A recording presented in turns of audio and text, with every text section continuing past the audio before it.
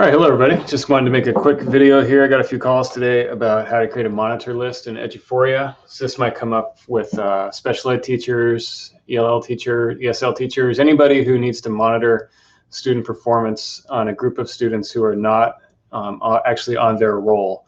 So if your student that you're trying to find information on is not technically you're a student in eSchool Plus or TAC, then you're not going to be able to see them in Eduphoria unless you do what I'm going to show you how to do right now.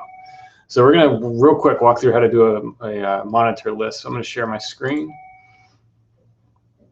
All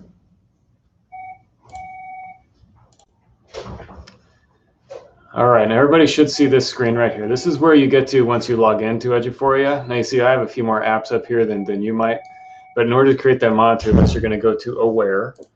So we'll click on Aware.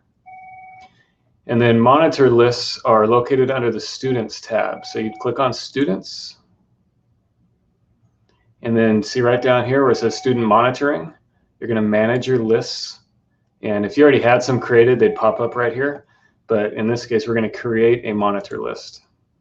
Okay, so here's another place you can click if you already have a monitor list and would like to edit it. You can click right there. We're making a new one. So I'm going to click Next. And I'm going to pick which campus I want to create my list. Today I'm going to pick Fern Bluff Elementary. I'm going to click Next. And then you need to name your list something.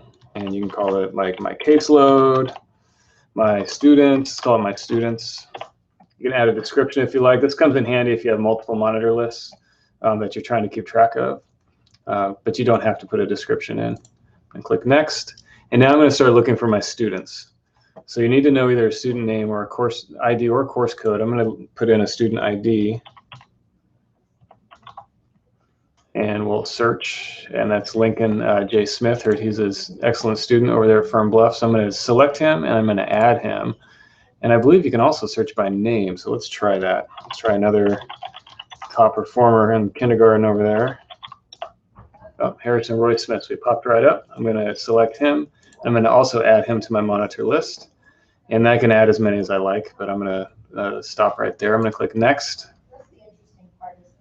And of course, it's going to take a minute here to think. While it's thinking, let me point out a couple other things as well.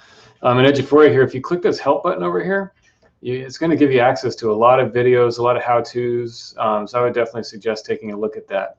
So my monitor list has been submitted. So I'm going to click Finish.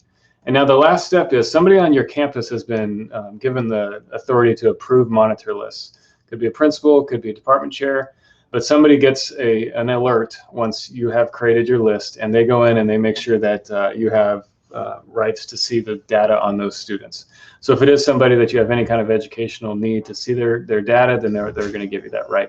But there will be a waiting period though before you can access it until it gets approved. Now I'm going to go ahead and delete it.